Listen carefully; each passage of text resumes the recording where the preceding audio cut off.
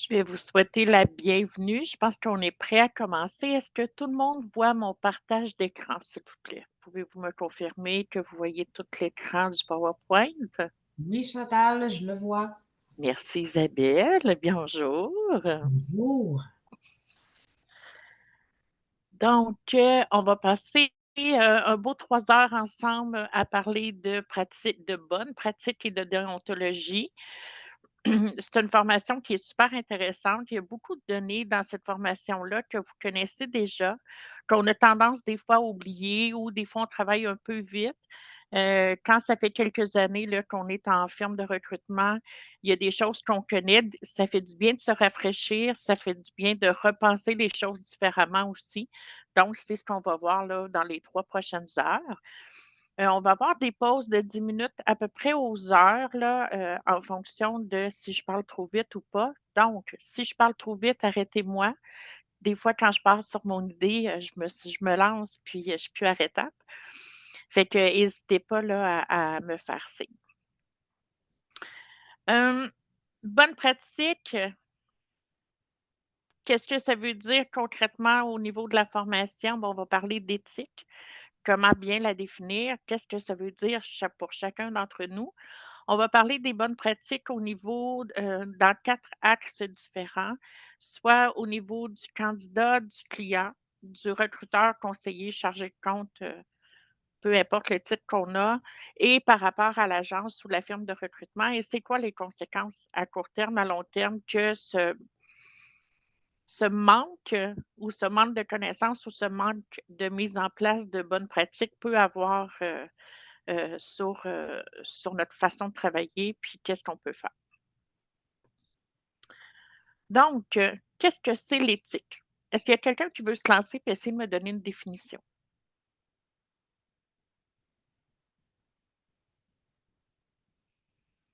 Pas de volontaire? C'est un... ben, peut-être moi. C'est un code de conduite professionnelle, on peut dire. Mmh. Ouais, tout à fait. Code de conduite. Comment qu'on ferait la différence avec la morale? Est-ce que l'éthique et la morale, c'est la même chose? Ils doivent pas être très, très loin. Ils doivent être cousins s'ils sont pas pareils, mais je me doute qu'il y a une différence que tu vas nous expliquer, Chantal. OK, parfait. Stéphane, est-ce que, tu voulais intervenir? Ben non, écoute, en fait, je vais dire, un peu comme Isabelle, la ligne doit être assez mince, particulièrement, mettons, la morale, c'est ce qui conduit, c'est ce qui guide notre conduite tous les jours et notre éthique également aussi, là. Oui, tout à fait. En fait, on va le voir dans les prochaines diapos, là. Vous allez voir, des fois, je prends de l'avance ou pas. Tout part de l'éthique, hein. L'éthique, c'est, un peu notre ligne de conduite par rapport à notre morale qui va être les valeurs attachées en arrière.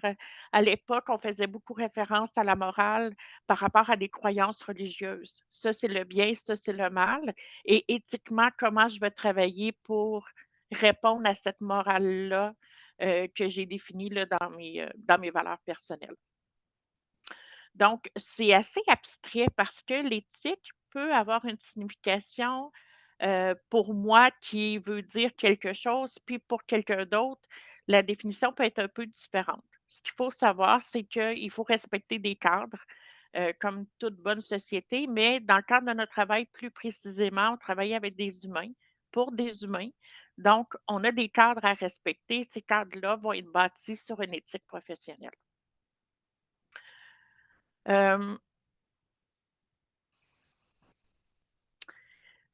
Ici, ce qu'on dit, c'est que contrairement à la morale, l'éthique nous oblige à intervenir avec une obligation de choix. En fait, la morale, c'est une croyance et l'éthique, ça va être une façon d'agir. Fait que c'est un peu la façon là, de les distinguer. Puis notre décision éthique est la résultante de la résolution de conflits entre notre conscience professionnelle et nos intérêts personnels ou professionnels. Fait qu'il faut que j'agis éthiquement en fonction de mon code d'éthique et de ma morale. Des exemples là, où l'éthique va avoir une très grande importance dans le cadre de notre travail, c'est qu'on prend des références professionnelles pour un candidat, puis on découvre qu'il y a certains éléments négatifs au niveau des références. Heu, Qu'est-ce qu'on fait? Est-ce qu'on l'oublie de l'inscrire dans le formulaire? Est-ce qu'on l'inscrit puis on l'adoucit? Hein, on peut faire dire de belles qualités à des aspects améliorés dans certains moments dans les références. Est-ce qu'on cache la vérité? Est-ce qu'on donne l'heure juste? Comment on va interagir? J'aimerais vous entendre là-dessus. D'après vous, c'est quoi le meilleur aspect la meilleure conduite à avoir dans cet exemple-là de, de, de prise de référence? J'ai pas beaucoup de volontaires. Personnellement, moi, Chantal, j'écoute, sur papier, tu rapportes effectivement ce qui t'est rapporté. Il y a des choses, par contre, on peut peut-être nuancer, mais de manière éthique, ça va être éthique à 100%, selon moi, tu vas rapporter les éléments qui te sont fournis par l'organisation. Sinon, Oui, sinon, on est une question de morale et de choix, là, rendu là, après ça. exactement. Puis c'est là que l'éthique rentre en jeu parce que c'est, tu sais, on peut l'interpréter, on peut le nuancer, mais ça donne pas l'heure juste. Puis moi, ma compréhension de ce qui m'est dit, si je décide de l'interpréter, puis que là, il y a quelqu'un d'autre, puis il y a quelqu'un d'autre, bien, à la fin de la chaîne, on arrive que les propos sont plus les mêmes. Fait que l'heure juste, être transparent, c'est la meilleure éthique à avoir. Euh, Des avantages au niveau de l'éthique, ben, elle est constructive dans la mesure où ça nous permet de gravir les échelons d'une entreprise si on travaille toujours avec éthique, si notre travail est irreprochable, si on est transparent. Elle est payante parce que on devient irreprochable. Fait que quelqu'un puis tu sais, pensez aux gens dans votre entourage, un de vos collègues de travail qui a la plus grande éthique, les candidats le rappellent, les clients le rappellent, les gens reviennent vers lui naturellement. Pensez au dernier achat que vous avez fait, achat important. Si vous aviez l'impression que la personne ne vous donnait pas l'heure juste, c'était moins intéressant, on n'a pas tendance à retourner voir cette personne-là. C'est aussi ça l'éthique, parce que c'est d'être transparent et de travailler en fonction des besoins du client, en fonction de ce que le client nous a demandé, tout en donnant l'heure juste et les bonnes informations. Pierre Reverdy dit que l'éthique, c'est l'esthétique du dedans. Fait que je vous laisse là-dessus, penser à ça, voir si ça vous rejoint. Ensuite, j'ai marqué que je suis un professionnel Access, donc j'agis avec éthique. Sachez qu'au niveau d'Access, on a un code de déontologie. Est-ce qu'il y en a qui n'en ont jamais vu, qui n'en a jamais eu de copie du code de déontologie d'Access? Vous pouvez lever les mains dans le chat si vous préférez ne pas prendre la parole. Je vais l'ouvrir. Chantal, moi, Oui, je ne l'ai pas. OK. Est-ce qu'il y a quelqu'un d'autre qui en a jamais pris connaissance ou qui ne l'a pas lu? Non, Non, moi non Cynthia non plus, je ne plus. l'ai pas eu. OK, parfait. Donc, la présentation va vous être envoyée après. Vous pouvez toujours retrouver le code de déontologie d'accès sur leur site Internet. Ça vous donne les grandes orientations de comment, membre Access, on doit se comporter dans le cadre de notre travail. Ce que ça dit, entre autres, un exemple, je place un candidat chez un client, je présente un candidat à un client sans lui demander son accord préalable. Ça va à l'encontre du code de déontologie d'Access. Je vais rappeler un candidat que j'ai placé sur un poste permanent chez un client pour lui proposer un autre poste. Ça va à l'encontre du code de déontologie d'Access. Donc, c'est un code de déontologie que vous devriez avoir. Si vous ne l'avez pas, on va s'assurer qu'il suive la présentation PowerPoint puis que vous puissiez lire. En fait, vous avez le code de déontologie et les directives.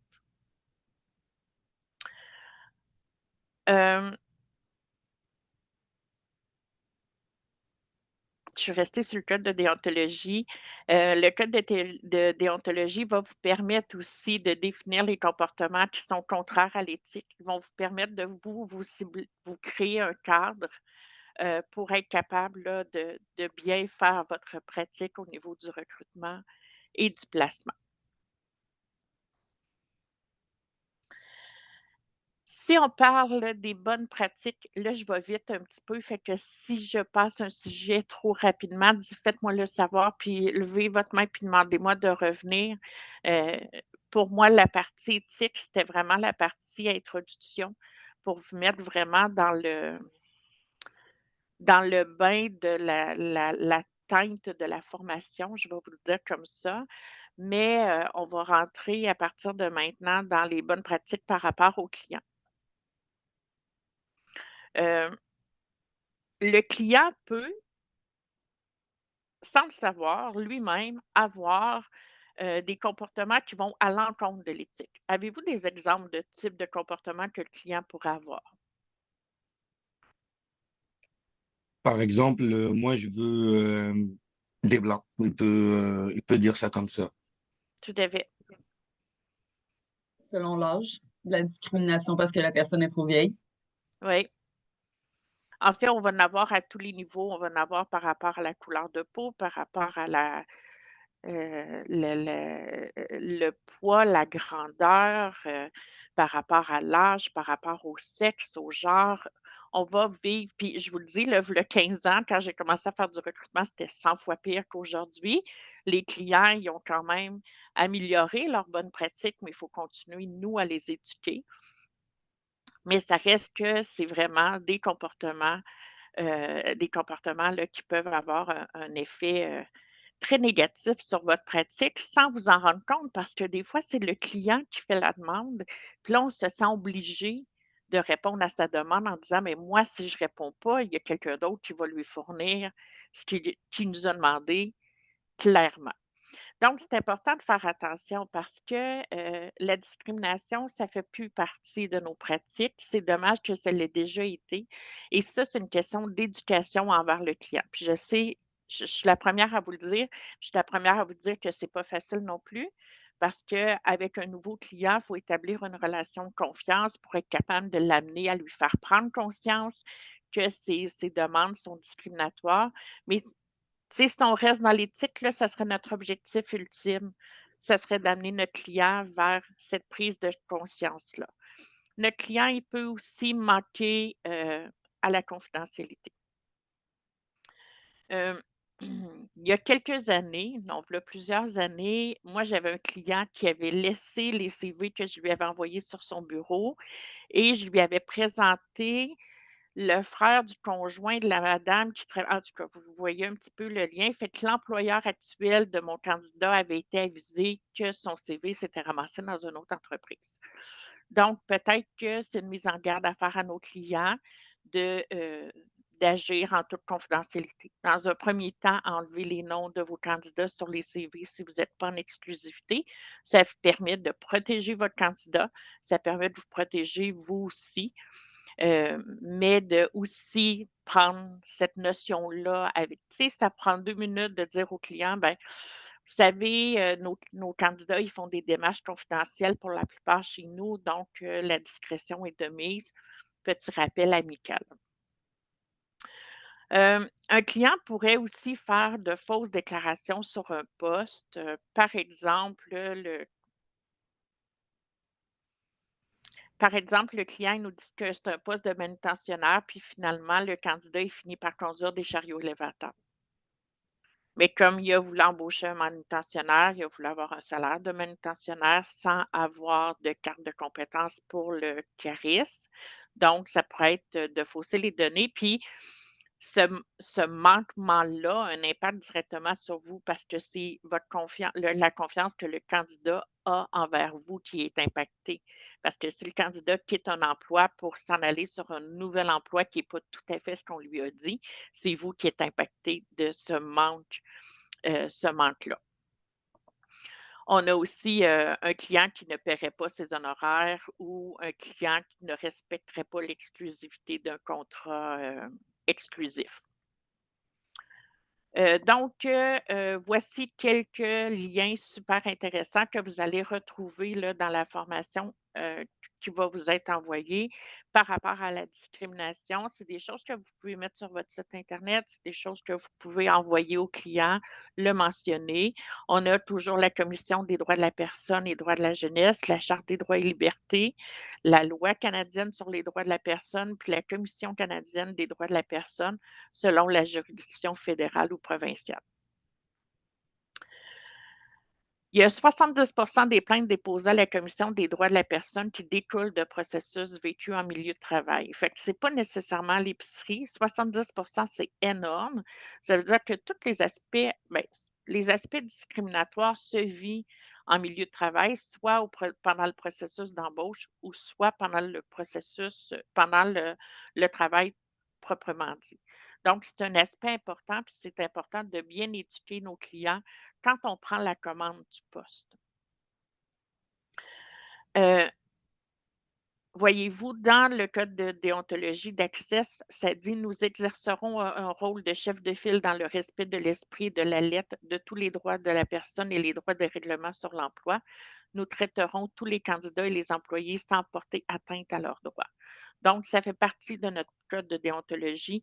Donc, un client qui nous demanderait, je ne sais pas moi, une personne. OK, puis là, on va faire une parenthèse qu'il faut qu'on fasse. Ça se peut que les équipements de travail, pour une question de sécurité, ne conviennent pas à quelqu'un qui mesure 6 pieds 5. Ça se peut. Par contre, ça ne veut pas dire que l'employeur ne peut pas adapter le milieu de travail si la personne elle mesure 6 pieds 5 ou si elle mesure 4 pieds 5. Si la personne est plus petite, je pense à une chaîne de production, il est possible d'adapter son poste de travail. Donc, c'est important d'aviser l'employeur qu'on prend en considération ses préférences, mais qu'à compétences égales, on va lui envoyer les candidatures de toutes les personnes qui ont les compétences recherchées. Parce que tu ne fais pas mieux ton travail si tu as les cheveux blonds ou si tu as les cheveux roux. Ça ne fait pas partie de nos critères de recherche. Fait que ça, c'est une information qui est importante à partager. Je vous en ai parlé tantôt. Il est interdit de faire de la discrimination en lien avec l'âge, l'état civil, la religion, la race ou la couleur de peau, les conditions sociales, la langue, la grosseur, l'origine, l'ethnie, les conventions politiques, l'orientation sexuelle, les infractions criminelles, la situation familiale et l'identité, expression de genre. Donc, tous ces aspects-là sont des aspects qui vont nuire à l'éthique. Puis, au niveau un exemple que les gens pourraient vous dire, que les clients pourraient vous dire, ben moi, je ne veux pas une personne qui a des antécédents judiciaires. Moi, je ne veux pas une personne qui a un handicap physique, par exemple. Euh, ou au niveau de l'entrevue, le client il pose des questions au niveau de la santé mentale, au niveau de ci, au niveau de ça. Puis ça a l'air, tu sais, je suis sûre que dans vos pratiques quotidiennes, vous ne le mettez pas en application, mais ça existe pour vrai. C'est le genre de choses qui existe. Puis si vous portez juste attention un petit peu aux nouvelles, il y a quelques années, il y avait un formulaire d'entrevue. Je ne me souviens pas si c'était pour un gouvernemental ou universitaire qui posait des questions par rapport à la sexualité des gens. Ça en était vraiment épouvantable là, au niveau des formulaires d'entrevue. Ben, c'est un petit peu ça. Il faut faire attention au genre de questions. Puis, il faut tout le temps se poser, posez-vous la question, est-ce que ça m'est vraiment utile dans le cadre de mon processus d'embauche? C'est utile de savoir? Si ce n'est pas utile, vous n'en avez pas besoin. Il faut rester dans le cadre du processus d'embauche. Ici, on dit qu'il y a des circonstances où la discrimination peut être permise en raison de santé et sécurité. Tantôt, je vous ai parlé d'une usine où les comptoirs, où la chaîne de production était trop haute ou trop basse, qui ne pouvaient pas, par exemple, être adaptés. Ça se pourrait. Un comptoir, la personne est plus petite, on pourrait peut-être mettre un tabouret par terre qui ferait en sorte qu'elle serait plus haute. Peut-être que si la personne est beaucoup trop grande et que c'est une chaîne de production qu'on ne peut pas faire une montagne et la ramener, ça pourrait être une raison de discrimination, mais pour une raison de santé et sécurité. Une personne qui est... avez-vous des exemples de santé et sécurité qui pourraient ne pas être discriminatoires?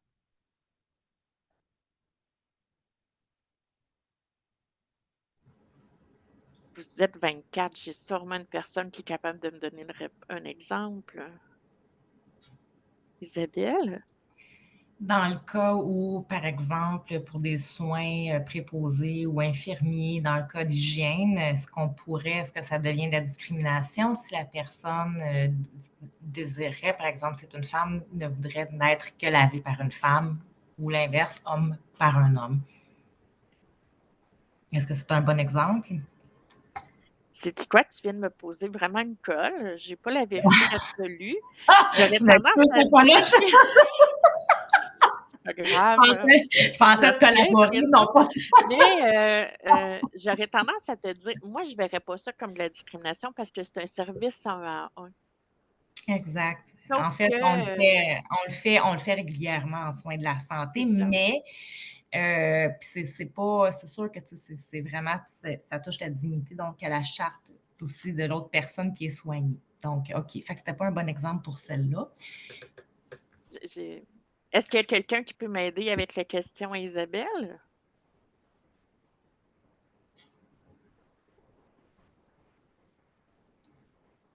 OK. Sinon, ben, on pourrait peut-être faire de la discrimination. C'est moi que j'entends. OK. Oui, Si on pourrait Stéphane. faire une discrimination advenant le cas où, justement, comme tu disais, c'est pour des raisons de santé et sécurité, la personne ne peut pas répondre physiquement si, mettons, c'est répétitif, qu'elle doit lever des charges de 50 livres, ben à ce moment-là, on peut poser la question, en fait, s'ils ont des bonnes capacités physiques. Est-ce que c'est plus ce que Oui, tu voulais on comme... peut, on peut poser la question, effectivement. Une personne qui, physiquement, tu sais, que l'espace de travail est très, très restreint, puis que physiquement, il ne pourrait pas rentrer dans l'espace de travail. Ça se pourrait, là. Ça ne deviendrait pas de la discrimination, ça deviendrait de la protection envers la personne. S'il y a des risques de rester coincé. Je vous donne un travail comme ça. On a une équipe de chercheurs d'or, puis on doit se faufiler dans des tunnels qui font 14, 14 pouces, 35 centimètres de diamètre. Mais ça se peut qu'une personne comme moi ne puisse pas occuper cet emploi-là, puis je n'irai pas. Là, 2 pieds, puis je resterai pris là. Fait que c'est sûr qu'à certains moments donnés, c'est pas de la discrimination. C'est un peu la même chose au niveau des casiers judiciaires et là, je ne veux pas partir un débat. Par contre, un casier judiciaire qui aura un lien direct avec l'emploi sur des circonstances très particulières, ça ne serait pas de la discrimination. Puis là, on parle, des crimes à caractère, sexuel envers des enfants versus des chauffeurs d'autobus, des professeurs, des entraîneurs de sport, des préposés à la maternelle, il y a un lien direct. Par contre, un voie de fait n'a pas de lien avec aucun type de poste, sinon il y a un lien avec tous les types de postes. Fait qu'il faut être très, très vigilant par rapport à ça. Puis les emplois qui demandent une certaine sensibilité sont déjà identifiés. Fait qu'on est sûr qu'il n'y a pas de problématique. Tu sais, je ne pourrais pas envoyer comme directeur de banque le plus grand voleur de banque au monde qui serait repenti. Par contre, quelqu'un qui a eu des problèmes avec la justice pour, de la violence, des vols ici et là, il n'y a rien qui l'empêche d'aller travailler en usine. Donc, il faut faire attention au niveau de la discrimination. Il y a aussi les entreprises de transport là, qui ont un certain privilège à ce niveau-là quand ils font du US, mais ça, c'est des cas très, très particuliers. Donc, oui, dans certains moments, la discrimination, elle peut être permise pour des raisons de santé et ou de sécurité, mais il faut que ça ait un lien direct avec l'emploi ou un lien pour protéger la sécurité de la personne, la santé de la personne qui va l'occuper. Je ne vais pas plus loin, à ce niveau-là parce que je ne suis pas avocate. Heu, c'est des aspects juridiques de discrimination, mais c'est juste de vous faire comprendre qu'au niveau de l'éthique, il faut se remettre en question, il faut se poser les questions pour justement savoir est-ce que je respecte mon code de déontologie? Est-ce que je suis vraiment éthique dans ma pratique? ou je déborde parce que des fois, on met les pieds sur la ligne, après ça, le pied à côté de la ligne et ainsi de suite. Fait qu'il faut être vigilant à ce niveau-là. C'est aussi, plus nous, on est vigilants, plus nous, on est sensibilisés, plus c'est facile par la suite d'éduquer nos clients et de leur faire prendre conscience que ce qui nous est demandé, ça ne nous est pas possible de le faire ou de le mettre en place. Des manquements à l'obligation de confidentialité. Tantôt, je vous ai comme décortiqué, différents, manquements au niveau des clients. On avait la discrimination, on avait la confidentialité, mais un client qui contacte l'employeur actuel d'un candidat qu'on a présenté sans son autorisation. Ça peut arriver, peut-être moins à Montréal, je vous dirais, si on tombe en région, moi, je l'ai vécu, j'ai commencé ma pratique à Drummondville, puis tous les entreprises se connaissaient. Puis là, c'était: «Ah ouais, il a travaillé là, je vais l'appeler ou je le vois au golf samedi. Non, s'il vous plaît, laissez-moi faire mon travail. On va séparer les choses». Donc ça aussi, c'est important d'aviser le client ou de soumettre la référence ou l'autorisation ou le nom de l'employeur actuel à une deuxième étape. Notre client qui relate à d'autres membres de l'entreprise des faits obtenus en entrevue ou sur les réseaux sociaux. Donc, un client qui dirait à son collègue: «Ah, j'ai rencontré, tel candidat qui m'a été proposé par quelle agence. Tu sais-tu que ce candidat-là», puis là, raconter une histoire comme ça serait un manque d'éthique. Fait que les procédures d'embauche sont confidentielles. Si on les fait avec un comité, on les fait avec un comité, mais il faut faire attention à ce qui peut être divulgué. Heu, donc c'est important de faire la mise en garde à nos clients parce que ça peut avoir un impact majeur. Puis l'impact peut être à tous les niveaux, là. Heu, j'avais un client à l'époque à Drummondville qui voulait engager un dessinateur. Le candidat que j'ai rencontré en entrevue, il était vraiment bon, mais il ne voulait pas me donner le nom de son employeur actuel parce qu'il disait que ça pouvait avoir un impact sur sa recherche d'emploi. Fait que j'ai voulu respecter ça. Fait que quand j'ai présenté son CV à mon client, ça s'était donné que je lui ai présenté son propre employé. Ouais. Quelle petite erreur de ma part et grande erreur de ma part. En fait, lui, il m'avait pas dit que le poste était pour quelqu'un qui était déjà en place. Donc, j'avais mal posé ma question. Fait que j'étais pas au courant qu'il y avait quelqu'un en place sur le poste. Je pensais qu'il était vacant. Puis, j'ai pas poussé auprès de mon candidat pour savoir c'était qui son employeur actuel. Donc, je l'ai représenté à son client, à son employeur qui voulait se débarrasser de lui. Fait que l'employeur était très content de savoir que son employé cherchait un emploi. Mais, c'est ça. Fait que ça m'a mis dans une situation délicate. Fait que des fois, l'information, elle est importante à aller chercher.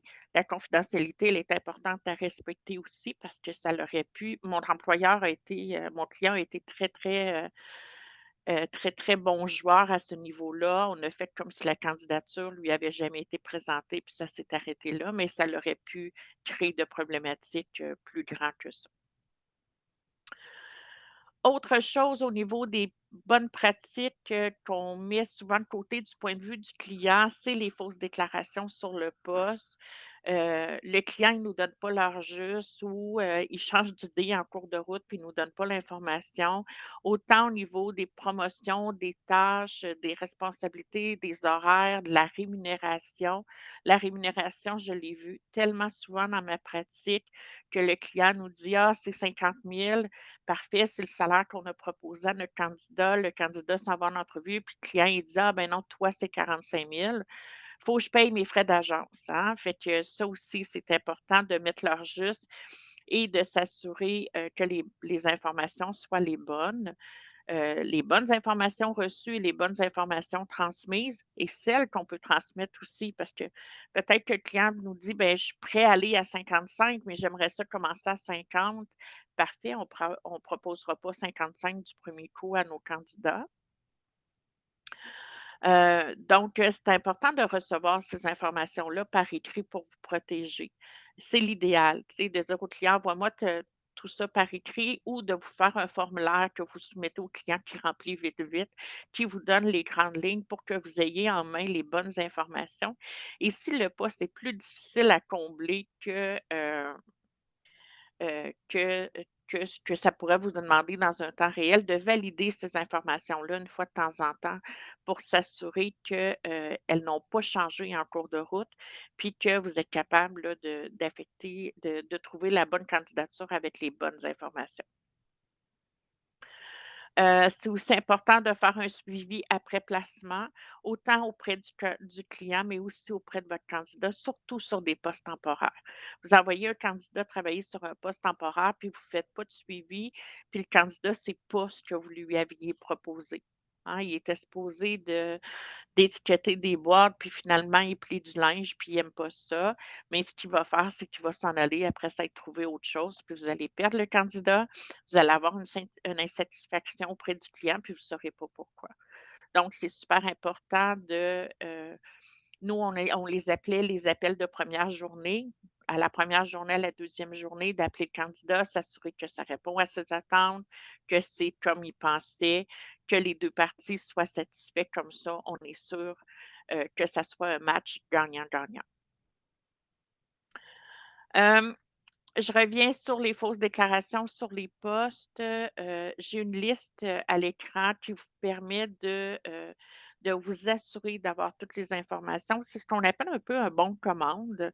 Donc, d'avoir un template pour prendre, les informations là, quand le client il nous appelle pour nous dire son besoin. Fait que comme ça, on est sûr de ne rien oublier, puis on est sûr heu, d'avoir toutes les mêmes informations pour tous les postes.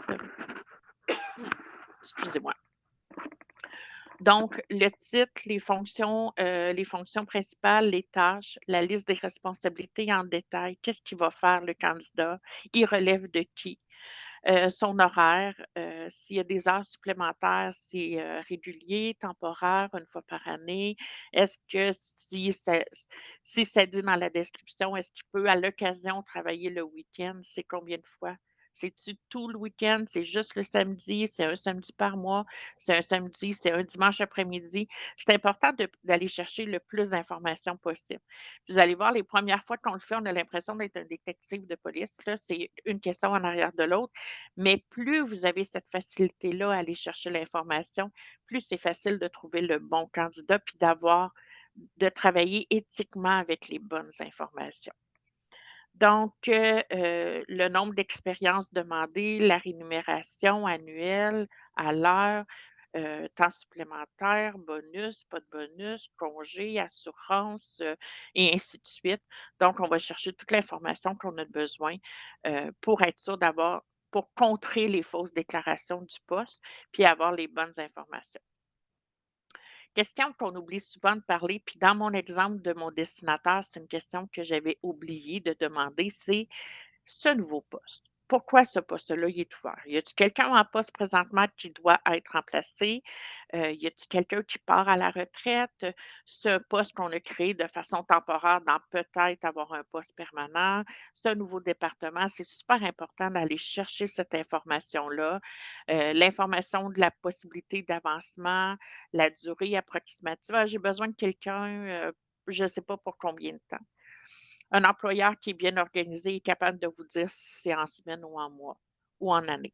J'ai besoin de quelqu'un probablement 2, 3 semaines, mais je ne peux pas te le confirmer. C'est déjà plus réaliste que je ne le sais pas, puis demain, j'en ai plus besoin. Fait que c'est de l'information qu'on peut aller poser. euh, et d'aller chercher l'information aussi sur, les bonnes ou mauvaises informations concernant le poste. Aller chercher un élément négatif sur le poste, une pointe de réalité qui tu sais, c'est pas le poste le plus merveilleux. Il doit y avoir des choses avec lesquelles qu'on peut avoir à travailler, qui peut être le défi du recrutement, on pourrait appeler ça comme ça. Et ce défi-là va vous aider beaucoup à donner la bonne information au candidat, puis à bien cibler le candidat pour qui ces défis-là sont intéressants. Le client qui omet de payer ses honoraires pour différentes raisons, bien, on en a des exemples, hein. Il n'a pas reçu la facture, l'affectation temporaire, le candidat, il n'a rien fait, il a tout fallu que je recommence son travail. L'affectation permanente, ben, je ne savais pas que je devais payer avant la fin de garantie. Pour contrer ce type là, c'est important d'avoir un contrat ou une lettre d'entente qui va stipuler les montants payés. euh, C'est-tu en pourcentage? C'est-tu en montant fixe? Les postes permanents, y a-t-il une garantie? Il n'y en a pas. Est-ce que la garantie est remplaçable puis le remplacement est remplaçable? Est-ce que je paye au début, à la fin, pendant, au milieu? On va aller mettre toutes ces informations-là dans une lettre d'entente ou un contrat qu'on va faire signer au client au début de nos recherches. Et dans tout ça, n'oubliez pas l'aspect d'exclusivité. Si vous demandez à un client l'exclusivité, faut pas oublier que l'exclusivité, de préciser, est-ce que ça concerne que les autres agences? Est-ce que ça concerne aussi à l'interne? Est-ce qu'un employé qui travaille chez lui présentement et qui lui réfère son beau-frère, est-ce que ça fait partie de l'exclusivité ou il peut l'embaucher? C'est toutes des choses à déterminer avec notre client pour être en mode éthique professionnelle. Euh, les politiques de garantie, je l'ai dit, c'est important qu'ils soient dans la lettre d'entente, c'est important qu'ils soient par écrit pour s'assurer là, que dans le contrat, que les choses sont claires avec le client. Si dans votre contrat, c'est 90 jours, par exemple, bien, 90 jours et 3 mois, c'est pas tout le temps la même journée. Il faut porter une attention particulière, fait qu'il faut vraiment être précis dans nos demandes. Heu, la garantie de remplacement, elle s'applique pas advenant le cas d'une mise à pied causée par un manque de travail ou une restructuration ou un déménagement d'entreprise. C'est des éléments que vous devez aller mettre dans vos contrats pour, respecter, avoir des bonnes pratiques professionnelles. Il y a aussi, on parle de restructuration, mais un poste qui serait modifié. Par exemple, j'ai besoin d'une secrétaire administrative pour l'urgence de l'hôpital à Montréal. Puis finalement, la personne qui a été embauchée a fait de la transcription de données aux archives, puis elle quitte son poste au bout d'un mois parce qu'elle démissionne. Bien, il n'y a pas de remplacement de garantie parce que le poste sur lequel elle a été embauchée a été modifié. Fait que ça, c'est des éléments à prendre en considération aussi. Euh, la formation, s'il y a des réductions, les conditions du transfert au temp to perm. Donc, mon candidat a commencé sur une base temporaire, il est embauché de façon permanente. Comment je calcule la transition? Est-ce que j'ai le droit de faire ce transfert-là du point de vue du client, de l'agence? C'est des informations qui doivent se retrouver dans vos contrats. Il ne faut pas oublier que la loi qui s'applique au permis d'agence vient complémenter ces informations-là. Fait que la loi de la CNSST qui est attachée au permis d'agence dit que tout client a le droit d'embaucher sur une base permanente un candidat après 6 mois. Donc, après 6 mois, ça ne veut pas dire qu'il est gratuit. Ça veut dire qu'il peut l'embaucher après 6 mois. Il n'y a pas de possibilité, il n'y a plus de possibilité de non-embauche avec le permis d'agence. Fait que c'est des informations qu'il faut mettre dans nos contrats. Un autre exemple, l'embauche dans les 12 mois, ça concerne la garantie. Heu, en fait, si je présente un CV à un client puis que le client, retient pas sa candidature, mais le rappelle 6 mois après, dans vos contrats, vous devez avoir une clause qui concerne ça, qui est la clause du 12 mois. En tout cas, au niveau de l'accès, ce qu'on propose, c'est 12 mois. Donc, toute candidature présentée à un client ou à ses filiales dans les 12 mois de la présentation, si elle est embauchée par le client, elle doit être facturée, même si elle n'est pas embauchée au moment où je lui ai présenté, puis même si elle n'est pas embauchée sur le poste pour lequel je lui ai présenté.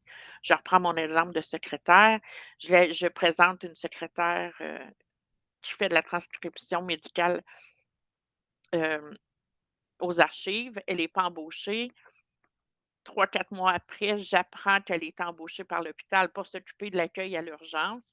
Logiquement, je dois la facturer, puis le client, il devrait être au courant de cette information-là, il devrait me le transmettre.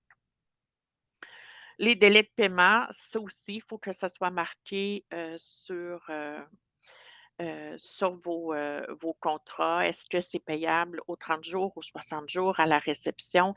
Est-ce qu'il y a des frais quand la facture n'est pas payée en dedans de tant de jours? C'est important que ça soit marqué. Autre information que vous pouvez mettre en place dans vos entreprises pour vous protéger, c'est les enquêtes de crédit. Donc, une enquête de crédit sur un client, de savoir si c'est un bon payeur, s'il a la solvabilité pour payer ses factures. C'est toujours, un élément qui va vous protéger, qui assure des bonnes pratiques. C'est pas infaillible. Par contre, quand on fait des placements temporaires puis qu'on avance les salaires, parce que dans la réalité, c'est ça, là, on va payer le candidat puis le client va payer la facture après, ben l'enquête de crédit peut être rassurant, là, surtout si on place plusieurs personnes.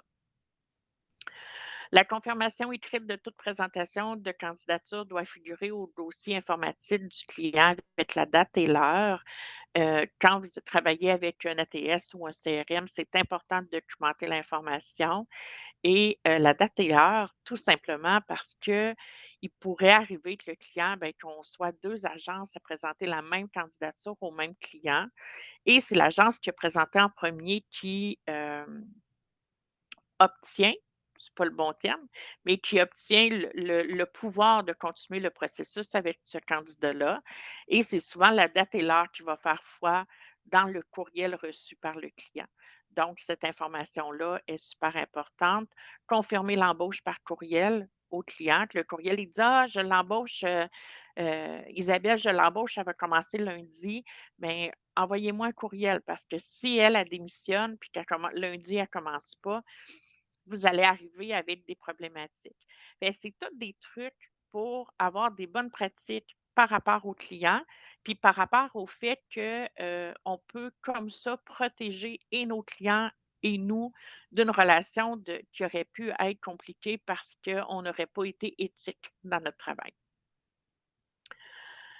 Hem Si le service de placement transmet un CV à la demande de l'entreprise à celle-ci après examen du CV, communique avec le candidat et l'embauche, le service de placement est clairement responsable de la présentation et a le droit à des honoraires conformes au barème des honoraires. C'est une directive d'Access. Ça revient à ce que je vous disais tantôt. Donc, si je présente une candidature au client et que le client l'embauche aujourd'hui, dans un mois, dans 2 mois, j'ai le droit, d'être payée pour avoir présenté la candidature et avoir fait le travail de recrutement, précédemment à la présentation de la candidature. Est-ce que vous avez des questions? Là, j'étais allée vite, moi j'étais dedans, puis j'ai personne qui m'interrompt. Est-ce que ça va bien? Faites-moi des thumbs up dans le chat, puis juste pour être sûr que c'est bon pour tout le monde.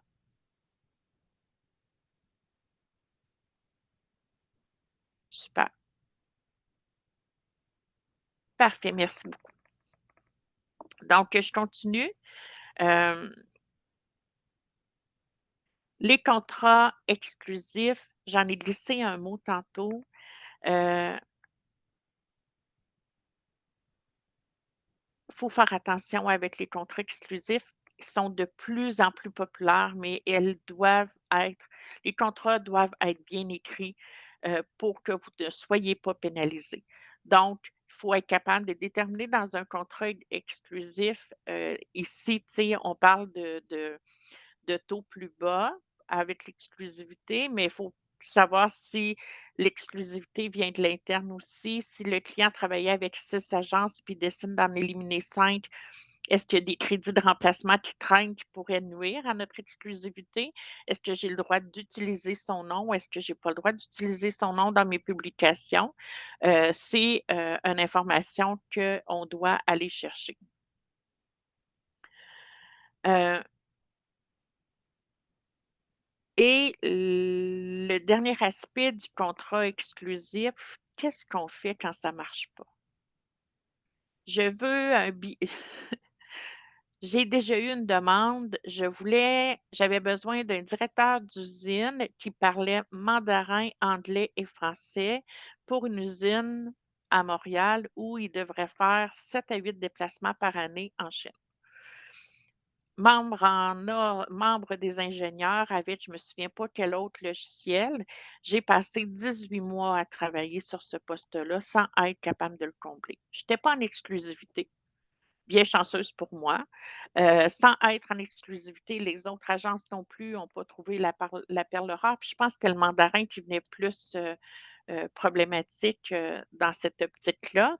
Donc, dans votre contrat d'exclusivité, il faut le noter. Il faut noter qu'est-ce qui arrive. Ce que vous imaginez si le client décide de vous donner une pénalité parce que vous avez nui à son embauche, parce que vous n'avez pas trouvé personne, puis qu'il vous envoie une facture parce que c'était pas inscrit à nulle part, bien, il faut se protéger. Fait que pour se protéger, il faut le noter que, que l'exclusivité peut être revisitée et revue à tous les 2 mois, par exemple. Je te donne 2 mois d'exclusivité, on revoit, puis si ça ne fonctionne pas, on arrête là. On ne signe pas un contrat d'1 an, on le revisite régulièrement pour être sûr que ça ne nous nuit pas, puis que ça ne nuit pas au client non plus. La dernière chose qu'on voudrait, c'est que les opérations du client en payent le prix parce que nous, on n'a pas trouvé la bonne personne, parce qu'on a trop de mandats, puis on n'y met pas le temps voulu, en se disant: «Bon, on est exclusif, c'est moins urgent». Il faut faire attention à ce que l'exclusivité peut nous donner comme impression. Autre petit, conseil éthique par rapport aux clients, ben, vous savez que c'est le fun de parler au téléphone avec un client, c'est toujours le fun de lui envoyer un courriel pour confirmer notre conversation. Donc, on garde une trace écrite. On devrait garder toute trace écrite de communication, de courriel, de candidats, les incidents, les plaintes, les contrats, les documents échangés, les candidats présentés. Ça se fait avec la majorité des bases de données avec lesquelles on travaille. C'est important de bien les documenter. On ne sait jamais ce qui peut arriver. Puis là, je ne veux pas raconter d'histoire d'horreur. J'en connais pas. J'ai-tu une histoire d'horreur concernant un client? Non, ça m'est jamais arrivé. Par contre, de devoir retourner dans le passé puis de dire: «Ah, ben, tu on est en 2018. En 2014, tu avais dit ça à un candidat, puis là, il revient à la charge».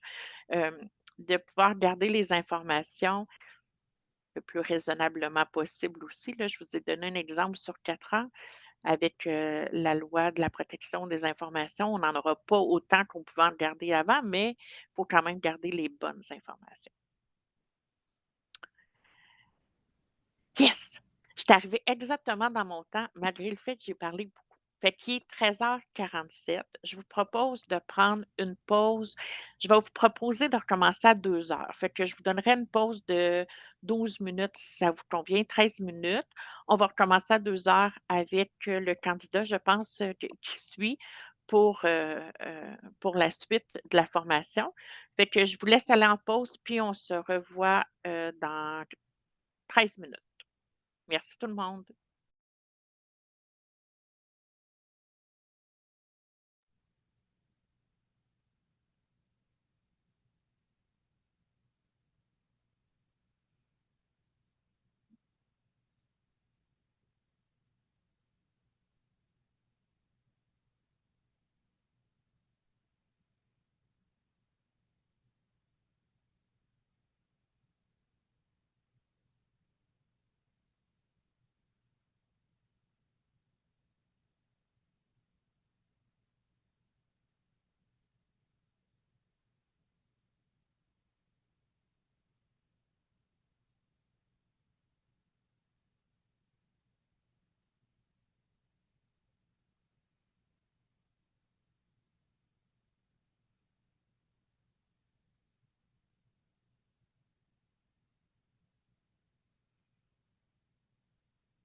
Bon, il est maintenant 14 heures, fait que je vais recommencer lentement. Hem, Juste avant de rentrer dans la partie du candidat et des bonnes pratiques et des mauvaises pratiques des candidats qui nous influencent et qui ont un impact sur notre travail, on va juste faire un topo, récapitulatif du client. En fait, ce qu'on a vu dans le client, c'est que lui peut avoir des mauvaises pratiques qui peuvent avoir un impact sur nous, sur notre crédibilité, sur notre éthique. Ces mauvaises pratiques ne sont pas toujours volontaires. Des fois, il ne le sait pas. Il a besoin d'être éduqué et encadré. On a un code d'éthique, Access et un code de déontologie sur lesquels on se doit s'appuyer en étant membre Access, que notre organisation soit membre et qui va définir les directives. et qu'un contrat de travail, un contrat entre nous et le client, c'est le meilleur moyen d'éviter toute problématique en lien avec la facturation, avec les garanties, avec les présentations de candidats. Quand c'est écrit et déterminé à l'avance, on est sûr là, d'avoir toutes les informations pour avoir une bonne pratique de travail. Dans cette partie-ci, on va voir le candidat et comment le candidat peut lui aussi nous obliger à être confrontés à notre éthique et à être vigilants dans nos façons de faire. Puis là, je vais essayer de ne pas vous donner trop d'exemples, mais j'en ai 100 000 à vous donner juste avec la première page, fait que je vais essayer de faire attention. Première chose qu'on peut voir régulièrement, c'est des fausses déclarations au niveau des candidats qui veulent absolument obtenir un emploi et qui vont faire des fausses déclarations sur le diplôme, sur les compétences, sur l'expérience, sur des références où ils vont vous donner le numéro d'un employeur, c'est son numéro de cellulaire, puis que finalement, c'est pas un employeur, c'est un ami. Donc, il faut faire attention à ça, puis il faut trouver des astuces pour contourner le tout et être capable d'aller chercher la bonne information. Il y a aussi au niveau des exigences salariales, des disponibilités, de l'identité, du droit de travailler au Canada. Puis l'identité, je vais y revenir. Euh, c'est pas quelque chose qu'on a tendance à penser à vérifier, mais c'est vraiment important dans notre pratique parce que ça laisse la porte ouverte à plusieurs mauvaises informations ou, j'allais dire, comportements frauduleux un petit peu là. Je veux pas être pessimiste, mais on va se rester, heu, on va rester, sur nos gardes. Heu On a aussi en plus des fausses déclarations, on a des candidats qui vont nous utiliser pour avoir la possibilité de négocier une augmentation de salaire quand ils vont être prêts à quitter leur emploi. Donc, ça, c'est une pratique qu'on voit beaucoup, mais qu'on voit beaucoup, c'est plus récent. Moi, je vous dirais que v'là 10 ans, c'était moins là ou c'était moins nommé. Peut-être que les gens en avaient moins conscience. Puis on va le voir dans certains postes. On ne le verra pas nécessairement dans des postes où les salaires sont à peu près tous égaux. On va le voir peut-être dans des postes cadres. C'est important de connaître la bonne motivation du candidat, de sa raison de vouloir quitter son emploi, pour éviter ce genre de situation-là, puis avoir travaillé fort pour que le client, trouve que c'est la meilleure candidature, puis que finalement le client vive une déception, vous aussi. Hem, on a aussi dans les pratiques, qui manquent un peu d'éthique au niveau du candidat sur lesquelles on doit intervenir, l'omission de respecter ses engagements temporaires ou contractuels et contourner l'agence et communiquer directement avec le client et ça, on n'en a pas parlé tantôt au niveau du client. Le client qui communique directement avec le candidat, on en a aussi. Donc c'est un aspect sur lequel là, il faut s'arrêter et se mettre, de définir des bonnes pratiques là, pour éviter, ce genre de situation qui peut causer des problèmes. Voici quelques suggestions pour, contrer, les fausses déclarations. Ben, faire passer des tests. Ça, on est vraiment plus au niveau des connaissances et des compétences. Dans les postes administratifs, Word, Excel, Outlook, entrée de données, tests alphanumériques, tests de comptabilité, d'aller valider les connaissances et les compétences avec des tests qu'on peut faire passer, des tests de soudure, pas à l'agence, chez le client, des tests de santé et sécurité. C'est, différents types de tests qui viennent comme protéger votre travail de recruteur parce qu'ils viennent valider que les informations que vous avez obtenues sont exactes. Fait que ça vient encore mieux, encadrer la proposition de candidature que vous allez faire au client. Demander les diplômes, les cartes de compétences, la certification, l'ordre professionnel. Les diplômes, vous pouvez aussi aller les valider auprès des différentes institutions, académiques. Je sais que c'est un peu compliqué parce qu'au niveau du ministère de l'Éducation, quand on est au secondaire, DEP, c'est une adresse courriel. Quand on est au cégep, c'est une adresse courriel. Quand on veut valider au niveau de l'université, c'est université par université au bureau du registraire. Dans certaines circonstances, ça vaut la peine de valider, ça vaut la peine d'aller chercher cette information-là. surtout si la personne n'a pas dans ses mains sa copie de diplôme. Fait que ça, c'est des informations qu'on peut aller chercher, prendre des références les plus sérieuses possibles. Les références, s'assurer qu'on prend les références auprès de la bonne personne parce que comme je vous disais tantôt, ah, mon superviseur avec qui je travaillais, il s'appelait Michel, il n'est plus là. Je vais te donner son numéro de cellulaire, il va te donner des références. Vous n'avez aucune possibilité avec l'information que je viens de vous donner, prénom et cellulaire seulement, de valider que Michel a déjà travaillé dans l'entreprise qu'il dit avoir travaillé. Donc, c'est important de prendre les références.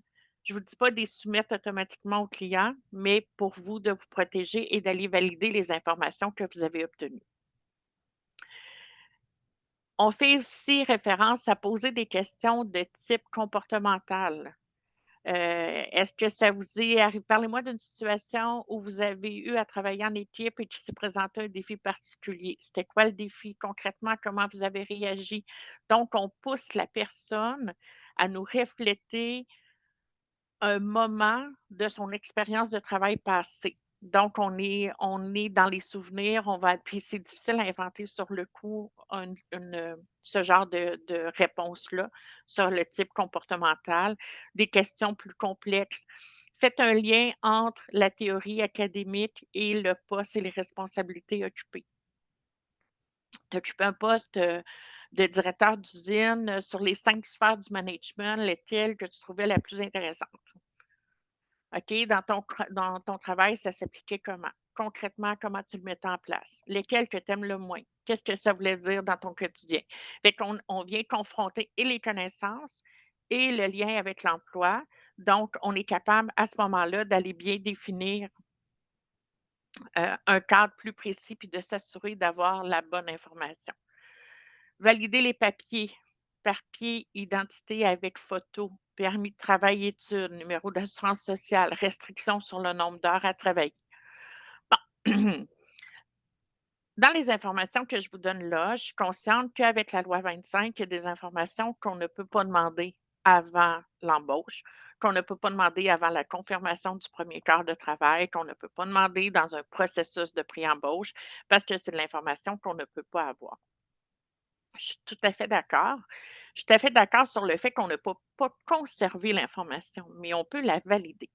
Donc, c'est super important de valider la pièce d'identité, l'identité de la personne que vous rencontrez en entrevue avec une pièce avec photo.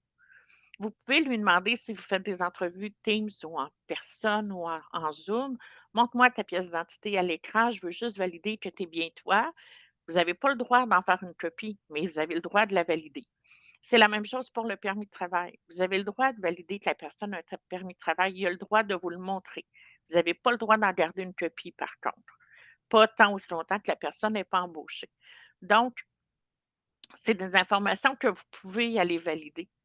Le numéro d'assurance sociale, la résidence permanente, c'est vraiment au niveau de l'embauche qu'on fait cette demande-là. Par contre, c'est toutes des informations là, que vous pouvez aller chercher pour valider que la personne en avant de vous est bien la personne en avant de vous.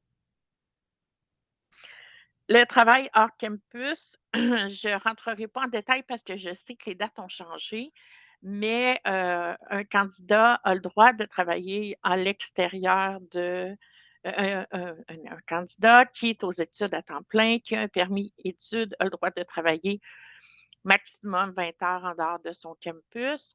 Le gouvernement avait allongé à 40 heures. Il devait l'arrêter au mois de décembre. Je ne sais pas s'il l'a arrêté. Je vous dis que je ne me suis pas tenue au courant. J'étais sur un autre dossier.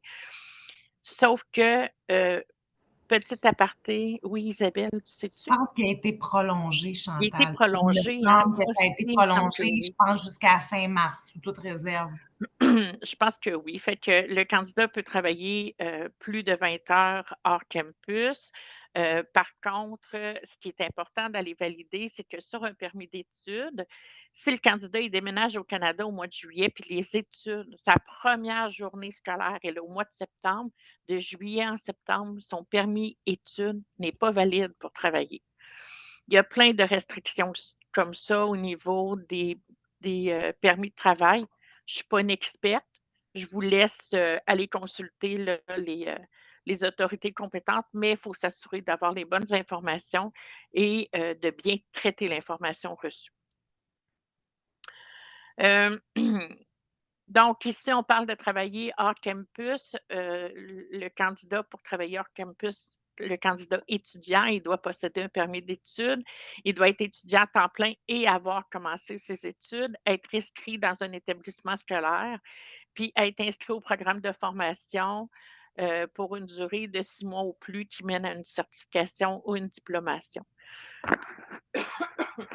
Dans un cours plus avancé que j'ai fait sur... Oui, Stéphane? Non, c'est correct, désolé, j'ai accroché le bouton. Ah, pas de problème.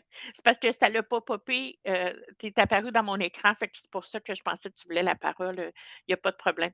Ce que je disais, c'est que dans un cours plus avancé que j'ai fait sur l'immigration, ça nous conseillait même que tous les candidats qui avaient un permis d'études, d'aller valider avec une lettre de confirmation d'inscription à chaque début de session. Parce que tu peux recevoir ton permis d'études pour 2 ans, puis là, commencer les études en septembre, puis en janvier, en décembre, tu abandonnes. Fait qu'en janvier, tu ne recommences pas, mais tu as encore ton permis d'études. Fait qu'il nous conseillait d'aller valider à chaque début de session que le candidat il était bien inscrit en lui demandant une lettre de confirmation d'inscription de son établissement d'enseignement pour s'assurer que ça venait confirmer la validité de son permis d'études en même temps. Euh, Le travail hors campus, ben, on devient plus accessible quand on arrête, on cesse de travailler le jour où on ne respecte plus les critères d'admissibilité.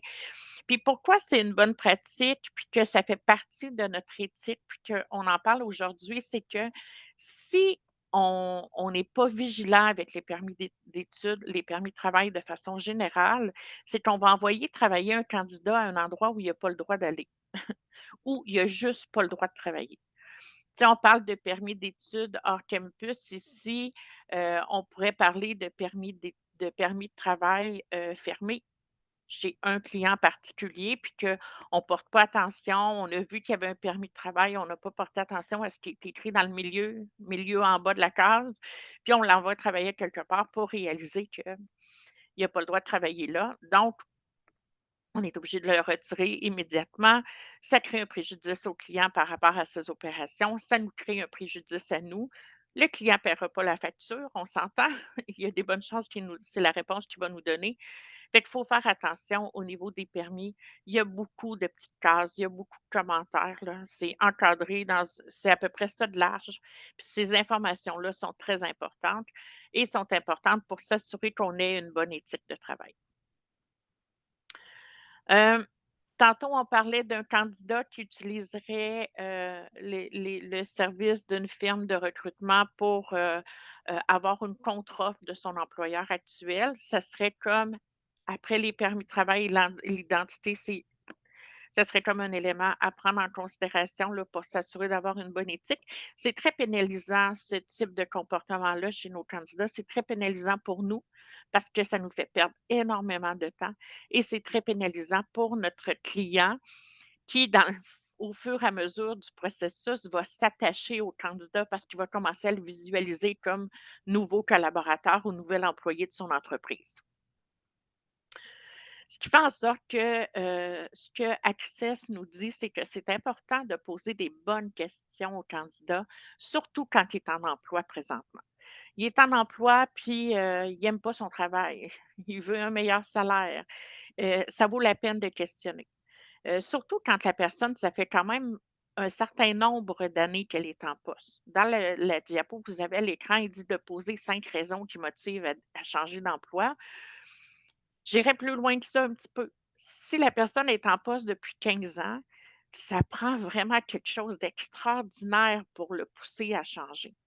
Même 5 ans, 10 ans, en bas de 2 ans, ça se peut que ça soit quelqu'un qui veut acquérir de l'expérience, quelqu'un qui est au début de carrière, puis qui prend des contrats, puis qui espère avoir quelque chose, d'avoir plus de responsabilités aussi.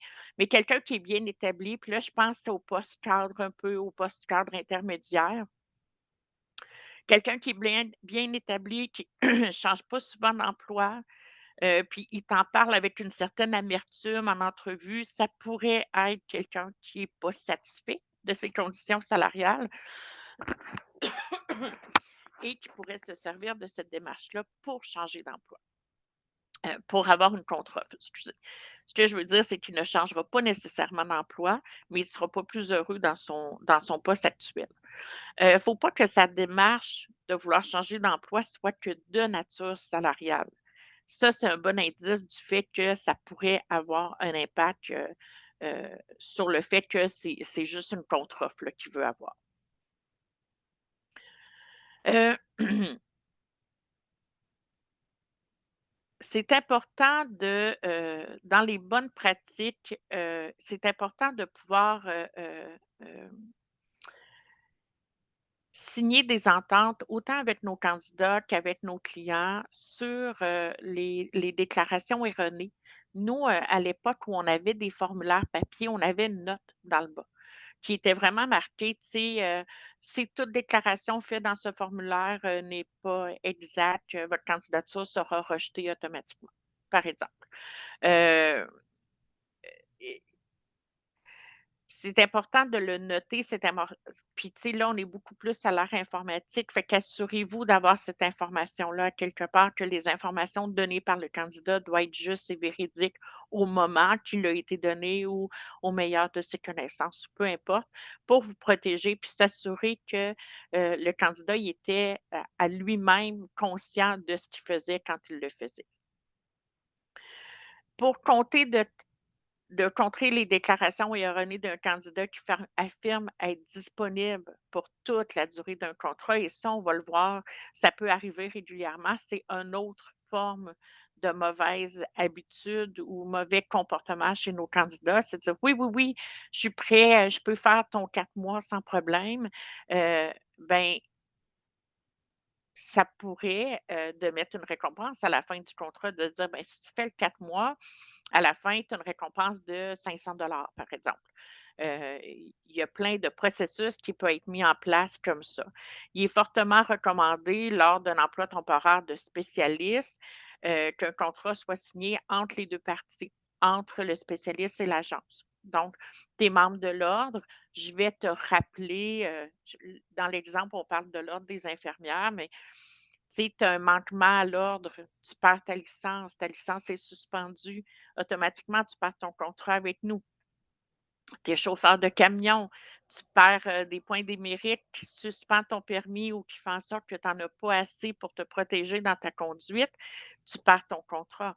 Fait que dans cette optique-là, dans certaines firmes de recrutement, ils appellent ça des contrats d'embauche. Où je travaille, on a ce genre de contrat d'embauche-là pour certains corps de travail parce qu'il y a des règles comportementales à respecter en lien avec une compétence ou une certification qu'on a demandée. Donc, ça aussi, c'est important. C'est important de le noter. En fait, tout ce que je vous ai dit depuis qu'on a commencé la formation, c'est d'être transparent. J'ai besoin que nos candidats ont besoin d'avoir leur juste et nous, on a besoin d'avoir leur juste, nos clients ont besoin d'avoir leur juste et vice-versa. Donc, ce contrat-là entre 2 parties, c'est aussi ça. Dans certaines situations, il y a certaines firmes qui vont même faire signer un contrat de représentation à leurs candidats. Je te représente pour tel type de poste, donc je te demande de ne pas rentrer en communication avec le client, et cetera, et cetera. Puis c'est moi qui va représenter comme un avocat le ferait, par exemple.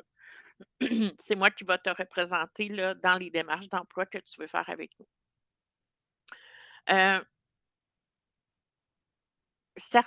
à titre de protection, certains d'entre vous rédigent une lettre courriel au candidat qui inclut le nom, les coordonnées de l'entreprise, les taux, salaires, heures de travail, et cetera.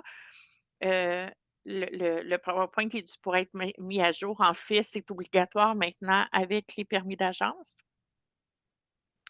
Donc, avec le permis d'agence, on doit obligatoirement confirmer les quarts de travail avec le nom du client. Je vous saute les détails, je suis sûre que je vais en oublier. Le nom d'entreprise, adresse, personne responsable, chargé de compte, paye, taux payé, numéro d'agence, adresse, etc.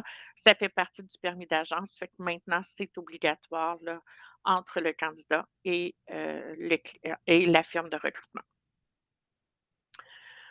Autre chose, pour contourner, tantôt on disait que certains candidats pourraient contourner l'agence et appeler directement le client. Il faut faire attention. Parenthèse, il faut faire attention dans nos descriptions de poste pour éviter ce genre de situation-là. Moi, je l'ai vécu, puis ça l'aurait pu très mal tourner. Je cherchais j un gérant d'épicerie dans une région où, un gérant d'épicerie naturelle dans une région où il y avait juste une épicerie naturelle. Donc, le client l'a identifié tout de suite. Le client est allé voir pas le client, le candidat l'a identifié tout de suite. Le candidat s'est présenté chez ma cliente pour avoir le poste en disant que moi, je n'avais pas voulu présenter la candidature. Puis là, ben, c'était de ma faute à moi, mais ses références n'étaient pas bonnes. C'était un poste de gérant en manipulation d'argent et il y avait un casier judiciaire pour vol. Donc, la cliente n'avait pas voulu avoir la candidature. Fait que tout ça mis ensemble, ça l'a fait une situation très problématique. Donc, faites attention.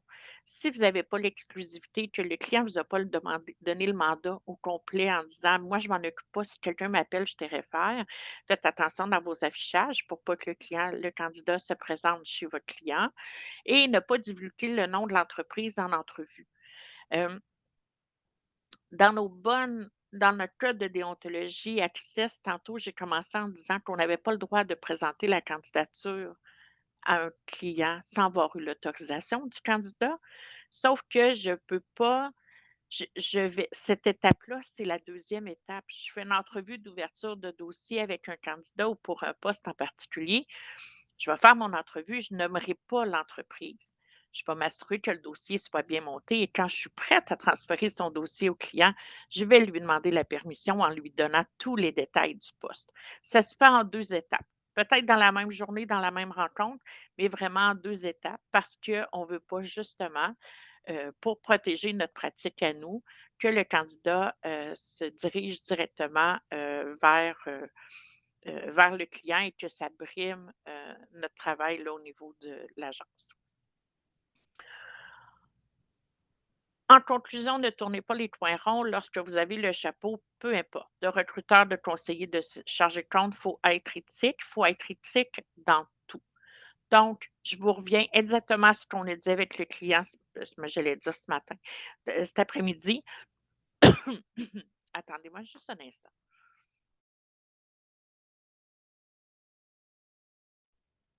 OK. Donc, exactement ce qu'on a dit avec le client cet après-midi. Je peux informer, échanger avec mon candidat par téléphone. Je peux lui envoyer un courriel idéalement pour résumer notre conversation et les actions qui seront mises en place. Donc, je viens de me protéger. Je m'assure de valider les informations que j'ai obtenues en entrevue. Fait que si mon candidat me dit qu'il y a un DEP en soudage-montage, ben, je vais lui demander son diplôme. Je vais aller chercher des références, je vais valider qu'il est prêt à passer un test de soudage si je l'envoie en entrevue chez un client et ainsi de suite. Fait que je vais aller me protéger le, mes bonnes pratiques par rapport à mon recrutement et à tout ce que le candidat aurait pu me dire ou me donner comme information et ce que je pourrais présenter au client. Parce que si vous dites au client sans avoir validé que le candidat, par exemple, est bilingue, puis que finalement il dit yes, no toaster, c'est pas simple de pouvoir justifier que vous avez donné la mauvaise information au client parce que vous avez mal évalué votre candidat. Fait qu'on reste dans les bonnes pratiques, on reste transparent avec l'heure juste, puis on va chercher l'information qu'on a besoin d'avoir pour avoir les bonnes réponses pour l'entreprise où on va le présenter. Est-ce que vous avez des questions par rapport au candidat? Là, je vous ai parlé de différentes choses, de contrat avec un candidat. Tout est correct, tout est beau, pas de questions. Moi, je ne vous dis pas de questions en vous laissant pas le temps de répondre, mais si vous avez des questions, gênez-vous pas. C'est correct, parfait. Fait qu'on va y aller avec le recruteur, conseiller, chargé de compte. Si ça vous va, sans offusquer personne, je vais parler de recruteur. Ça va être plus facile. Je vais être moins me tromper puis de me promener de un à l'autre. Mais pour moi, recruteur, conseiller, chargé de compte, c'est la personne qui travaille dans la firme de recrutement pour un client et au service d'un candidat. Notre industrie a souvent mauvaise presse à cause de nos comportements non éthiques de la part de certains de nos membres. Et là, je ne parle pas de membres Access, mais je vais parler d'agences illégales ou de comportements peut-être plus juniors ou d'oubli ou une petite erreur. Des fois, ça en prend juste une petite, hein, puis ça peut avoir des conséquences assez graves. Donc, on va regarder les bonnes pratiques selon 3 aspects: négliger les candidats ou leur réserver un traitement inadéquat, heu, fausses les fausses déclarations sur les postes, puis l'adoption de tactiques tenaces et agressives. Hem, Omission d'obtenir le consentement d'un candidat quant à la communication des renseignements. Point important, je vous en ai parlé déjà 2 fois jusqu'à maintenant. Le code de déontologie d'accès, c'est très, très clair à ce niveau-là. Je ne peux pas soumettre la candidature d'un candidat à un client sans préalablement lui avoir demandé son autorisation. Quand je le fais, le candidat doit être conscient que j'envoie sa candidature à tel client pour tel poste, avec lesquelles conditions salariales et tel type de tâches qu'il va faire. Si le candidat accepte que je lui nomme pas l'entreprise, il l'a accepté. Logiquement, je la présente l'entreprise, mais je le fais assez vite qu'il n'y ait pas de problème à ce niveau-là. Fait que c'est super important, d'obtenir l'approbation du candidat. Heu, on a été confrontés, nous, dans les dernières semaines, à, un client où on a présenté des candidatures. Puis là, je vous explique. On a signé une lettre de représentation avec le candidat. Fait que le candidat, il se cherche un nouvel emploi, puis il veut que ça soit nous qui le représentons dans ses démarches. On le présente à un client. Le candidat, il sait c'est qui le client, on lui a tout présenté. Et le client nous dit: «Mais j'ai déjà reçu son CV». Et le candidat n'est pas au courant. Ça, c'est un manque d'éthique. C'est une mauvaise pratique. On n'a littéralement pas le droit de faire ça. Fait que le candidat, son CV a été présenté, puis là, a été présenté à plusieurs clients parce qu'on a investigué un petit peu. Sa candidature a été trouvée sur un babillard d'emploi du genre Indeed, LinkedIn ou peu importe. Le chargé de compte, le recruteur, a pris la candidature et l'a présentée au client. Puis là, s'il y avait un client qui était intéressé, il l'aurait appelé pour voir si lui, il est intéressé. Fait que la candidature a été présentée sans que le candidat ait été en contact avec l'agence de placement. Éthiquement, ça ne se fait pas. Moralement, ça ne se fait pas et ça ne fait pas partie de notre déontologie. C'est à l'encontre complètement de nos pratiques. Donc, quand on parle de présenter une candidature sans l'approbation, c'est un manque d'éthique.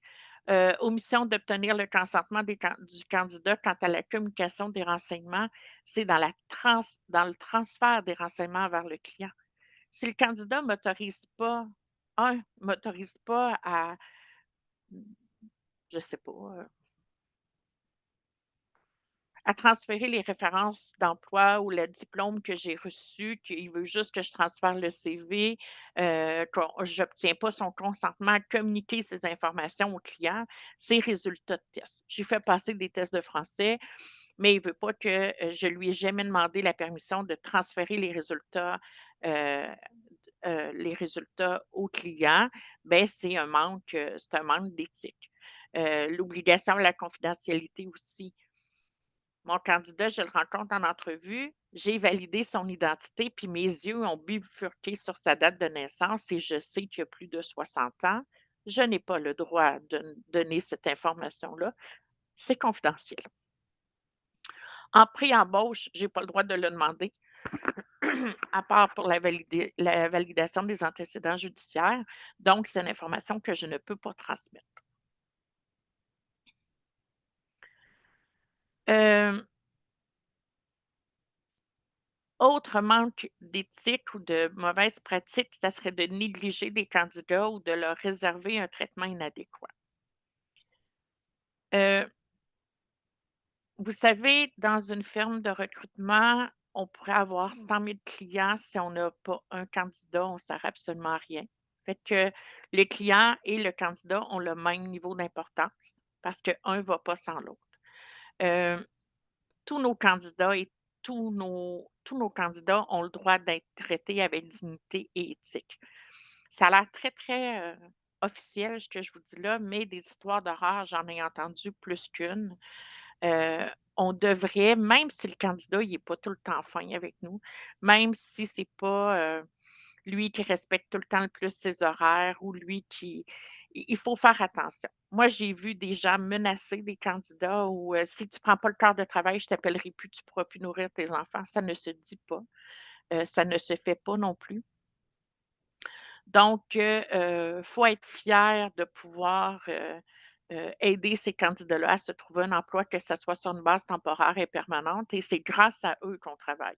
Fait qu'il faut toujours prendre le temps de leur répondre et de ne pas négliger, la personne qui est derrière le candidat qu'on a tendance à oublier.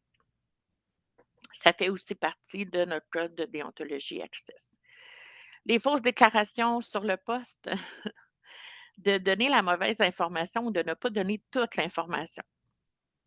Mettons que le poste, c'est un poste de, je sais pas, je vais vous dire de quoi qui n'existe pas, là, mais pour moi, ça va être parfait. C'est un poste de réceptionniste dans la tour du CN et le bureau est sur la fenêtre vitrée qui voit le plancher en dessous. C'est nono comme exemple, là, mais moi qui ai le vertige, vous ne me ferez jamais rentrer sur cet étage-là. C'est pas une question que vous allez poser en entrevue si j'ai le vertige ou pas, parce que c'est un poste administratif. Donc, il y a des bonnes chances que vous ne donniez pas toute l'information sur le poste si par hasard, en discutant, je vous dis que j'ai le vertige puis que le poste est à 500 pieds au-dessus des airs. C'est un exemple un peu nounoun que je vous ai donné, mais ça vous amène quand même à comprendre qu'une fausse déclaration, ça a un impact majeur. Puis l'impact, c'est que le candidat ne restera pas à son emploi parce que ça ne correspondra pas à ses attentes qui s'est créé par rapport aux informations qu'on a données. Il va quitter sans nous le dire la plupart du temps. Il ne nous rappellera pas. On ne saura pas pourquoi il est parti. Le client va être insatisfait. Le candidat ne donnera plus de nouvelles. Fait que je vais avoir négligé mon candidat en lui donnant pas toute l'information. Mon client va être frustré. Puis là, je me ramasse dans une zone, j'ai comme l'impression dans le triangle des Bermudes, tout le monde n'est pas content, puis je ne sais pas trop pourquoi. Bien, le je ne sais pas trop pourquoi, c'est parce que je n'ai pas donné la bonne information. Volontairement ou involontairement. Parce que la bonne information, si je peux aller la chercher correctement, je n'aurais pas pu la donner correctement. Fait qu'au début, quand on parlait des bonnes pratiques avec le client, c'est important d'aller chercher cette information-là, juste de poser des questions, de reposer des questions pour, quand on la donne au candidat, de donner la bonne information. Ici, on parle de mauvaise information volontaire parce qu'on est dans les mauvaises pratiques du recruteur. Des fois, elles ne sont pas toujours aussi involontaires qu'on voudrait, mais il faut quand même faire attention.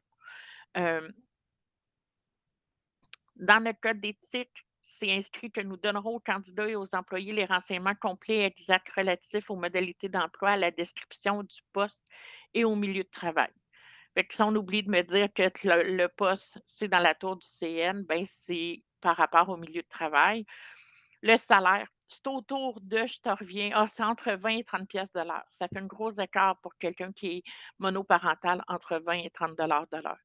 Fait qu'il faut être précis, il faut donner la bonne information pour s'assurer de la satisfaction de toutes les parties. Je vous en ai parlé tantôt, d'adopter des tactiques tenaces et agressives. Nous ne brimerons pas un candidat ou un employé dans son droit d'accepter un emploi de son choix. C'est aussi dans notre code de déontologie. J'ai déjà entendu des recruteurs menacer des employés de dire: «Ah ben non, mais là, il faut que tu prennes le quart de dimanche parce que j'ai personne dimanche, puis tu ne le prends pas, je ne te donne pas le reste de la semaine». OK, ça ne se fait pas. Mon candidat, son profil correspond à 2 postes.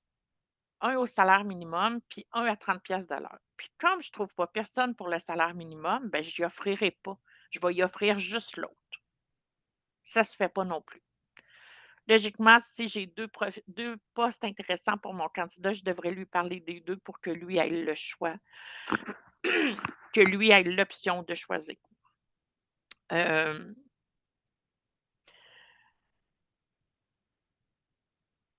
Mon candidat vient me voir pour un poste,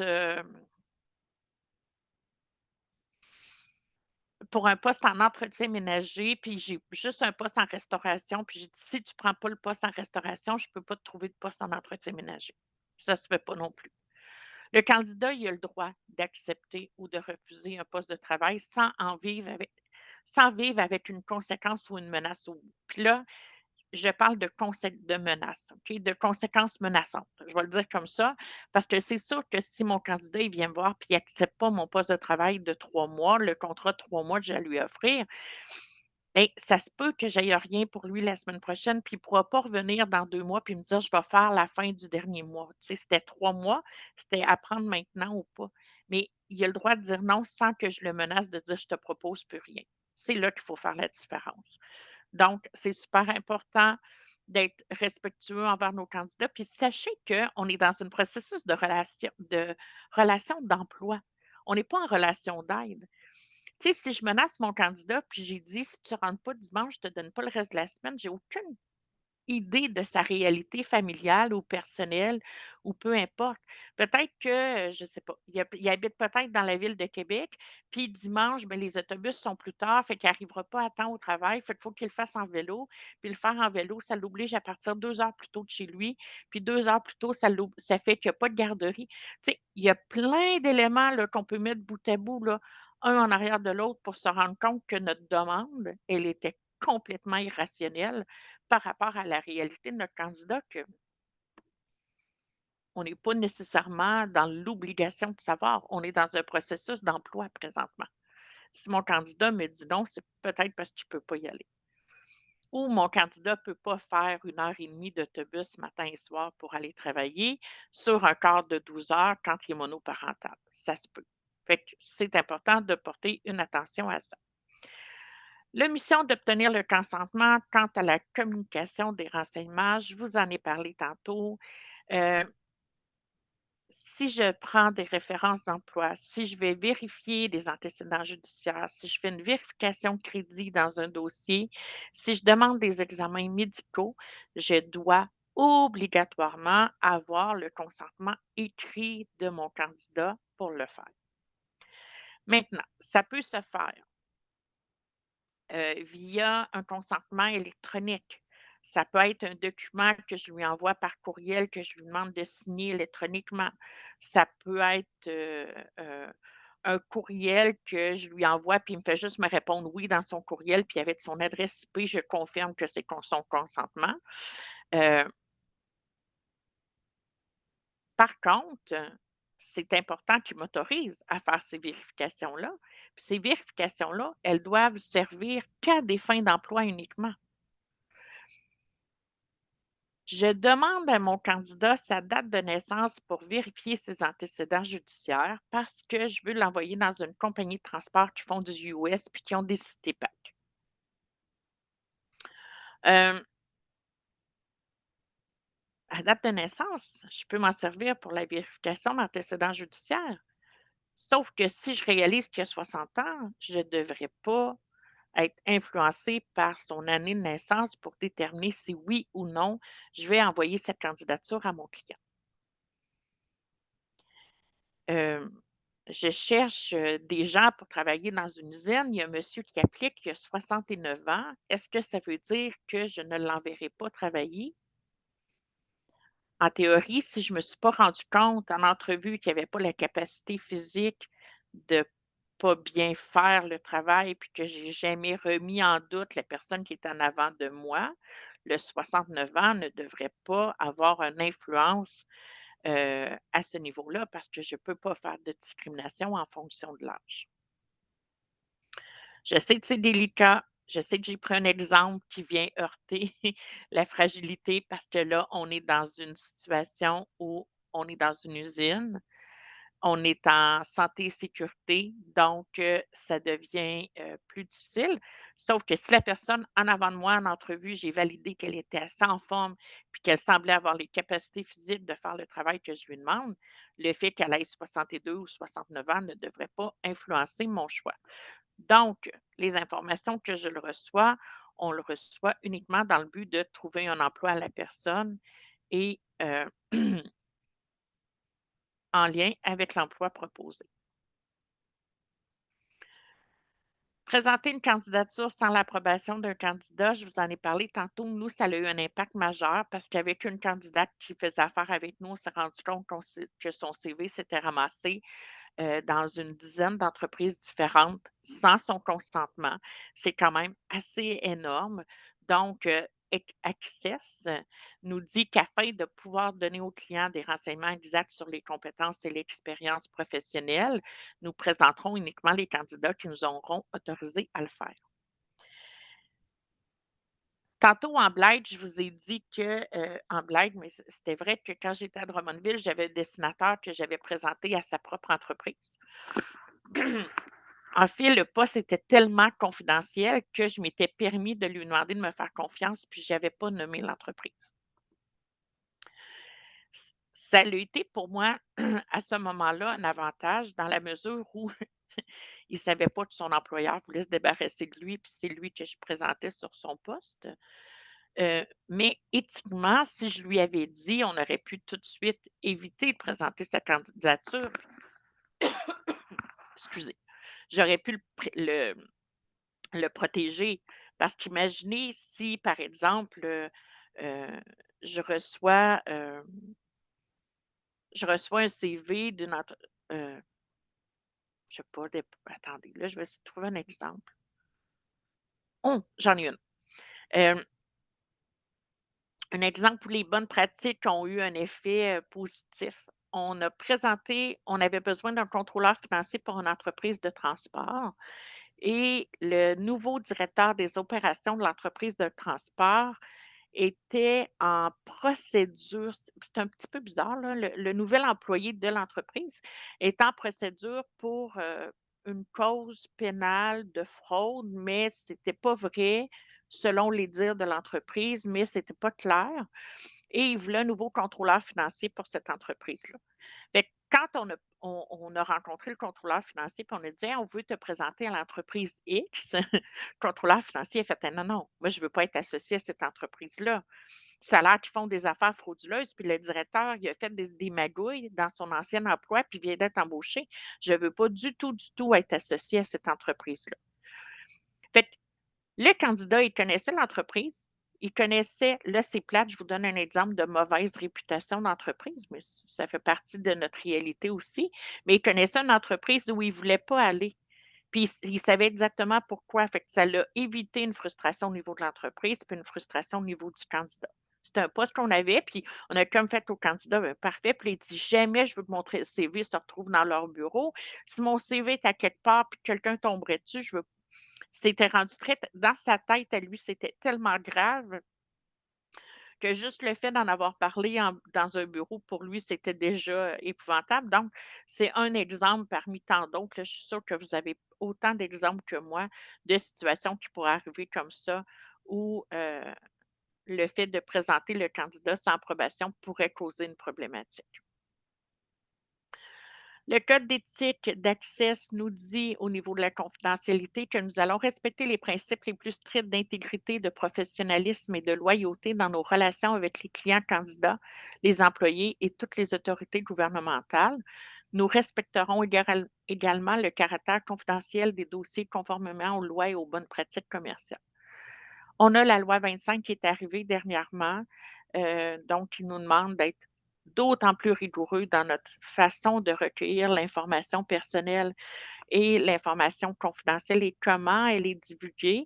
Je pense que c'est plate comme adaptation, comme n'importe quel changement, mais c'est une loi qui est essentielle, pour la protection de nos données.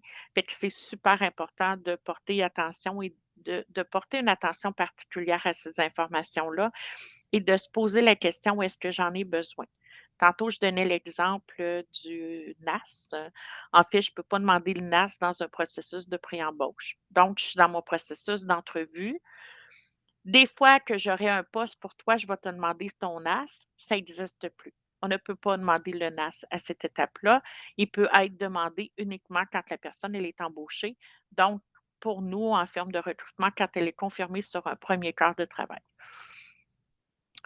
Même chose pour le specimen check, même chose pour un dossier médical, par exemple. Je ne peux pas demander un dossier médical comme ça si ça n'a pas de lien avec l'emploi. Il y a plein d'informations confidentielles que je n'ai pas besoin d'avoir en processus pré-embauche, puis que je n'ai pas besoin de présenter aux clients parce qu'ils n'ont pas d'impact avec l'emploi recherché par le candidat. Donc, c'est important de respecter le code de déontologie. Ne jamais transmettre d'informations reçues confidentiellement, comme des informations médicales que le candidat aurait pu vous donner. Par exemple, un candidat qui vous dit qu'il a fait une dépression il y a 10 ans. Est-ce que c'est pertinent pour le poste sur lequel il va travailler? Je ne pense pas. Donc, ce n'est pas une information que vous êtes dans l'obligation de divulguer. Depuis tantôt, je vous dis qu'il faut être transparent, qu'il faut donner l'heure juste, mais il faut donner l'heure juste en lien avec un processus d'embauche. Je ne sais pas, moi, le candidat, il a fait une dépression parce que son chien est décédé, puis depuis ce temps-là, il n'a plus voulu avoir d'autres animaux à la maison. Bien, s'il n'y a pas d'autres animaux, il n'y a pas grand chance qu'il refasse une dépression si c'était en lien avec les animaux. Donc, est-ce que c'est pertinent si je l'envoie traiter des dossiers? Je ne pense pas. Mon exemple est banal, là, mais vous avez compris le principe. Donc, il faut faire attention aux informations qu'on retient et aux informations qu'on divulgue. J'ai une formation en relation d'aide, donc je suis arrivée en ressources humaines par la porte d'à côté. Ma formation en relation d'aide me nuit énormément dans mes entrevues parce que naturellement, je vais ouvrir une porte que je ne veux pas ouvrir. Donc, je me ramasse avec des confidences à n'en plus finir. Je vous dirais que des fois, j'aurais pu faire 20 pages de dossier. J'ai de la misère à mettre fin à mes entrevues à cause de ça.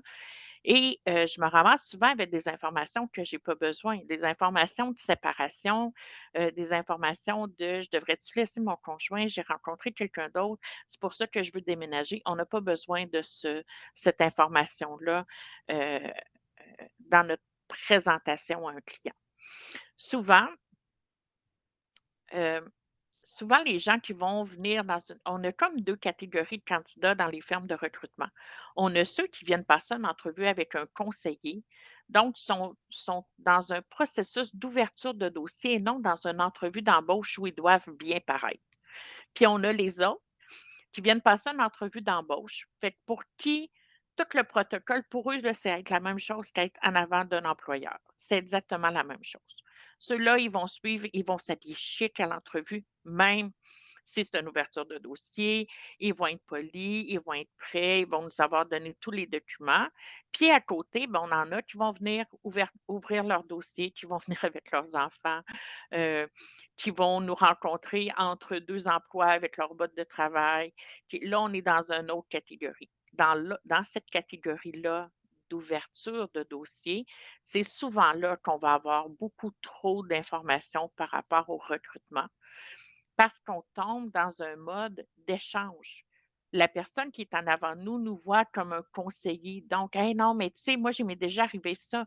Ah, moi, j'ai reçu un balcon en béton sur le corps. Tu penses-tu que je peux travailler? Tu sais, c'est sûr que je ne le ferai pas travailler. Logiquement, c'est une information que je suis contente qu'il me donne, mais on finit par avoir beaucoup, beaucoup d'informations qu'on n'a pas besoin d'avoir. Donc, il faut être capable de faire le tri. L'information, elle est peut-être bonne pour nous pour savoir si on va présenter la candidature ou pas, sauf que elle n'est pas nécessairement bonne à transférer au client. En tant qu'employeur, vous jouez un rôle essentiel dans la protection des renseignements personnels. Et dans la détection de la prévention des fraudes, le NAS de vos employés sont des renseignements confidentiels et doivent être utilisés uniquement à des fins concernant le revenu.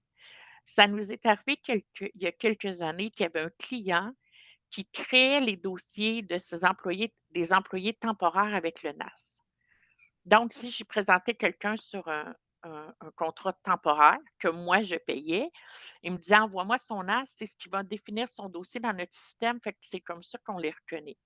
Je suis désolée, mais prends n'importe quel autre nombre à 9 chiffres, mais prends pas le NAS du candidat parce que c'est illégal si c'est moi l'employeur. Il ne faut pas oublier que sur les placements temporaires, c'est moi l'employeur, donc c'est moi qui garde ces informations-là, c'est moi qui prend le contrôle de la rémunération.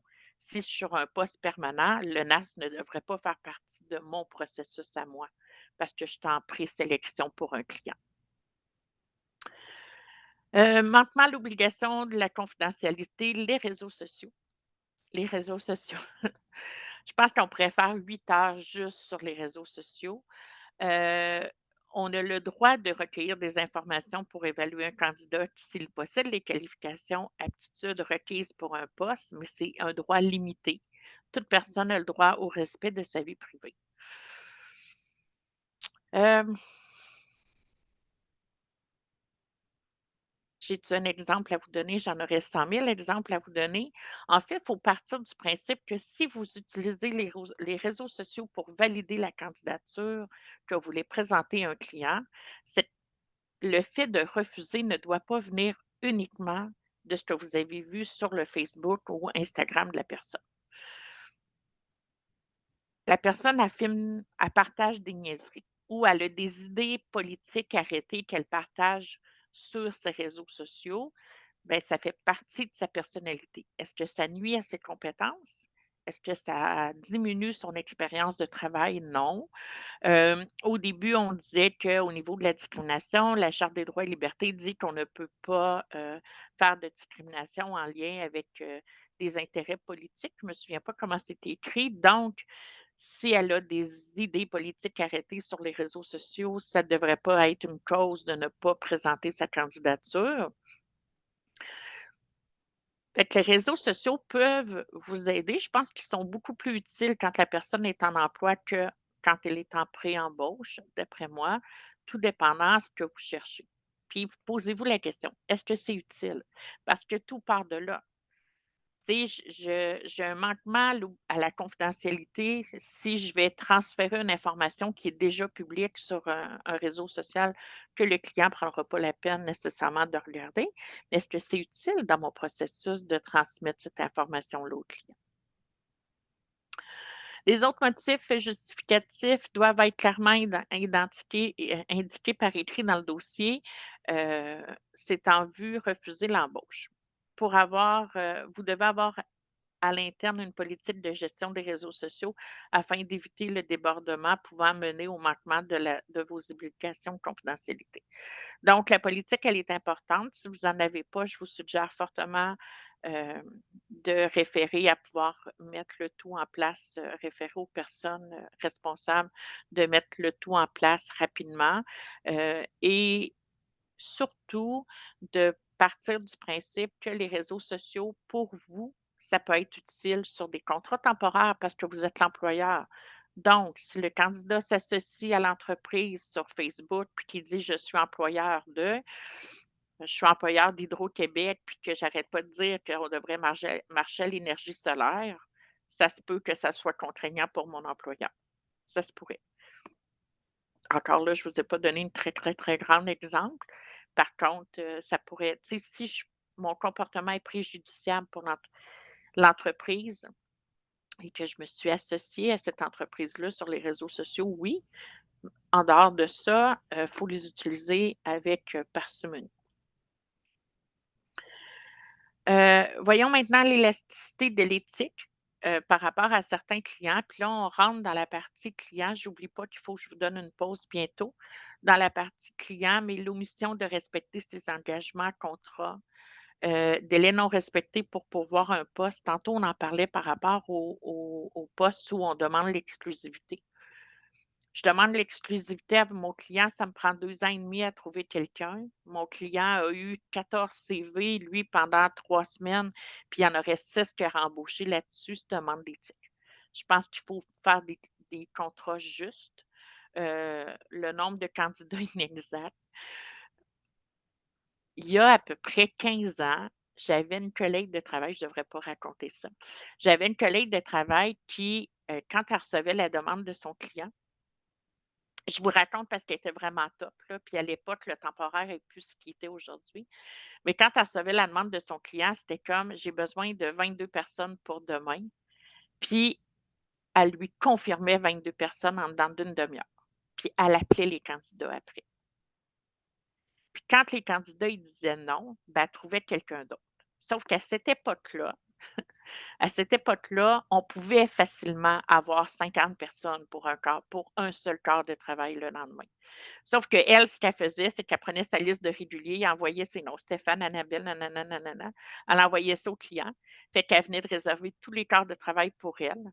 Puis après ça, elle s'arrachait les cheveux, puis elle pouvait rester au bureau jusqu'à 8 heures le soir pour envoyer un courriel au client après, puis dire: «Ah, Annabelle, elle vient de m'écrire, finalement, elle ne sera pas là, c'est Stéphane qui prend sa place», quand elle n'avait pas confirmé d'avance. Je vous en parle parce que je le sais que ça se fait encore. Euh, c'est un manque d'éthique. C'est littéralement au niveau du code de déontologie de ne pas confirmer le bon nombre de candidats qu'on a ou de confirmer un client qu'on a tout le monde puis que c'est pas vrai.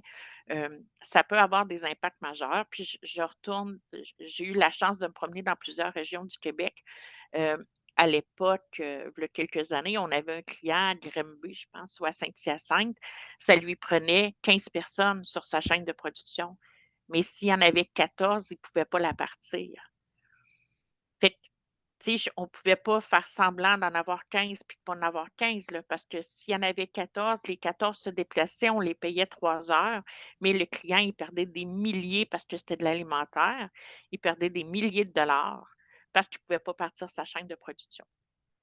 Fait qu'avec lui, on a mis en place des systèmes. On lui envoyait 17 personnes, puis les 2 de trop, quand il y en avait 2 de trop, faisaient du ménage 3 heures, puis s'en allaient en prêt. Puis, mais ça nous a protégés parce que imaginez l'impact de lui mentir et de ne pas lui fournir la bonne information.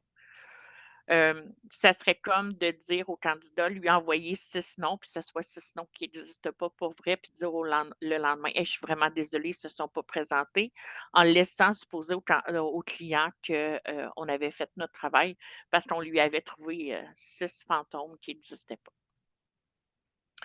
Donc, encore une fois, il faut donner l'heure juste et les bonnes informations. Euh, Si on dit à un client qu'on fait passer des tests, des références, des enquêtes, mais on n'est pas obligé de leur fournir, mais il faut le faire pour de vrai. Si, par exemple, je dis à mon candidat, à mon client au niveau médical pour tel établissement, toutes les vérifications d'antécédents judiciaires sont faites et sont en respect des normes gouvernementales, je lui enverrai pas, je vais envoyer mes candidats sur une base temporaire, mais je dois, moi, de mon côté, éthiquement, avoir la preuve que tous mes antécédents judiciaires sont faits, sont dans mes dossiers candidats. C'est la même chose pour le reste, que ce soit le nombre d'années d'expérience et ainsi de suite. Euh,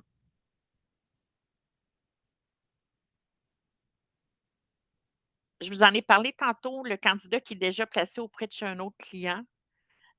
Donc, par exemple, mon candidat, je le place chez un client, puis 6 mois après, je le rappelle pour le placer chez un autre client, ça ne se fait pas.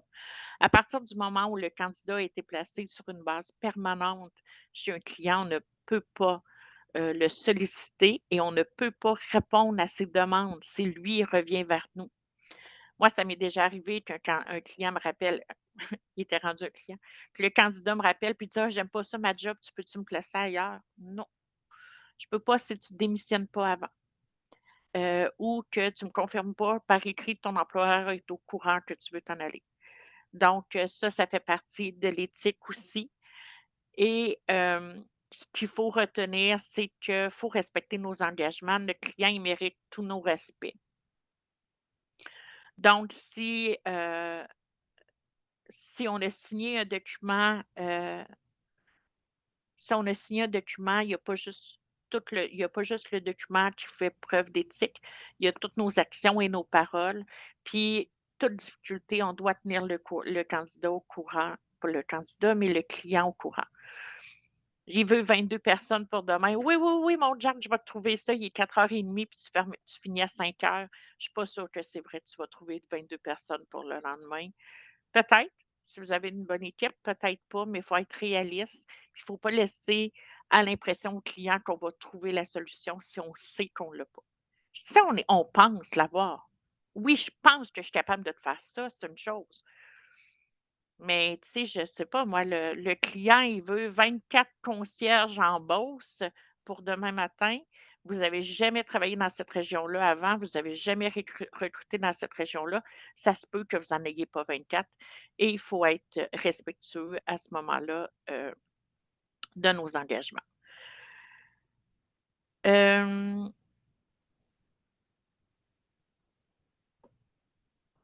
Voulez-vous qu'on prenne la pause même si le client est pas, le recruteur n'est pas tout à fait fini? Parce qu'il est déjà 3 heures, je vois le temps avancer. Fait qu'on prendrait une autre pause de 10 minutes, si ça vous va, puis on reviendrait à 15h10 pour la dernière partie là, de la formation. Fait qu'on va finir le recruteur, puis on va s'attaquer à l'agence après pour la dernière heure qui nous reste à faire ensemble. Parfait. Merci. Ça me fait plaisir. À tantôt.